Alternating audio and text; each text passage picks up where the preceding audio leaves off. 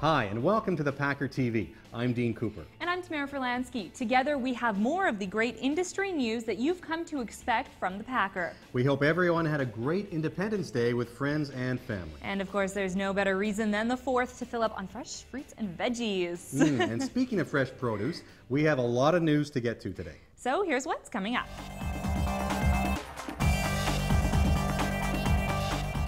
The Center for Produce Safety's inaugural Produce Research Symposium. Potato growers are facing a lawsuit. And Chiquita's famous banana stickers are getting a makeover. Hundreds of people took in the Center for Produce Safety's first ever Produce Research Symposium on June 23rd at the University of California, Davis. About 300 industry professionals agreed that the industry is complex and safe produce solutions should be risk-based and science-based, and that one-size-fits-all rules are unrealistic. The number of research projects funded should reach 40 by the end of the year, says Bonnie Fernandez-Fenaroli, Center Executive Director. Today we're at the Center's first symposium, and we are looking at 11 of the first 24 projects we funded. By the end of this year, of 2010, we will have funded 40 projects and nearly $7 million in research. Now later on this cast, the Packer editorial board will weigh in on CPS's efforts. A lawsuit alleges potato growers and other groups conspire to control supplies and fix prices at artificially high levels. The suit, filed by Brzotis Farmland Produce and Garden Center, seeks class action status. It also charges that in 2004, United Potato Growers of America, along with companies including General Mills and Dole Food, allegedly formed regional and national cooperatives to create a vehicle for potato growers and their co-conspirators to reduce output and fix prices. The legal action also alleges defendants erroneously assumed immunity from price-fixing activities. United Potato Growers spokeswoman Barb Shelley calls the lawsuit's allegations unfounded and says United Potato Growers has taken great care to follow the law and will defend itself against the complaint. Chiquita is looking to update its famous banana stickers, and it's asking consumers to share their creativity in developing them. Staff writer Ashley Bentley says the Chiquita Banana Sticker Design Contest gives consumers until July 18th to submit designs based on the classic blue Chiquita sticker.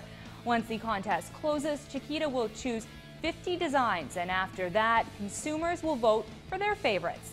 18 grand prize winning designs should eventually make their way onto Chiquita bananas across the U.S.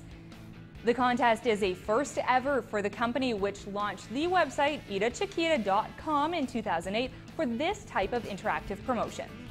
Australian navel oranges are making their summer debut in the U.S., and retailers and consumers should like what they see, says Stu Monahan of D&E World Fruit Sales, the exclusive U.S. importer of Aussie citrus. Western correspondent Tom Burfield says this year's estimated volume is 1.2 million cartons, and promotable supplies should be on hand by the 3rd week of July. D&E Long Beach Operations Manager Stacy Register adds that shipments so far are looking good. Behind me is the second arrival of our Australian navels. So far the color is arriving very nice, pretty bright orange. The Brix levels are really high, which indicates a very good eating piece of fruit, which we hope to have to the customer shelves within the next week. Thanks to favorable freight rates and good timing of the varieties, 2 vessels will also unload Australian navel oranges and daisy tangerines in Philadelphia this year. It's been a challenging year for California lettuce grower shippers thanks to Mother Nature. Now with an update on the crop, here's Markets editor Andy Nelson. California lettuce grower shippers say the quality of crops is improving after the wettest spring in memory. But while iceberg markets remain strong, romaine markets are down considerably from last year. Mark McBride of Coastline Produce says iceberg growers have done an excellent job of scaling back plantings to account for higher yields and competition from locally grown deals nationwide. Regarding romaine, Bajado Produce President Michael Bajado says the summer has brought a boost in quality. While pricing and demand were just fair in late June, product was moving, Bajado says, adding that he had no guess as to which direction markets would go in coming weeks. This is Markets editor Andy Nelson for the Packer TV.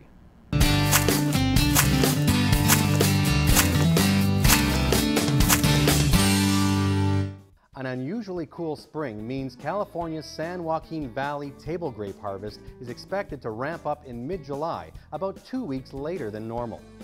Jim Simonian of Simonian Fruit says picking and packing of crimson variety grapes is scheduled to begin October 1st. The crimsons will begin to change color to bright red in September. Simonian's harvest will begin about 2 weeks later than normal, with picking continuing well into November. California's unusually cool spring is the reason for the delayed start of the harvest. Accordingly, the harvest will continue later as well. Makes sense. Now, as we mentioned earlier in the webcast, today's opinion piece deals with recent efforts made by the Center for Produce Safety. Now, with more, here's Fred Wilkinson. Presentations at the recent Center for Produce Safety's inaugural Produce Research Symposium illustrate that the industry is taking into account crucial aspects for ensuring produce is safe.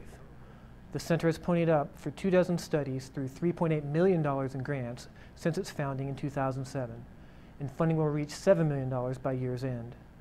The center deserves credit for putting its money where its mouth is, and the industry in turn deserves credit for supporting the center financially, as have state and federal agencies. In the wake of some high-profile food safety outbreaks implicating produce, the industry looked for solutions and found little produce-specific data, so it paid up to find some answers. This is Fred Wilkinson for the Packer Editorial Board. Thanks for that, Fred. We'll have another interesting opinion segment on our next webcast. And why not weigh in with your own opinion on this topic? And all you have to do is write it in the comment section below this player. And we'll be back again next week with more industry news. See you then.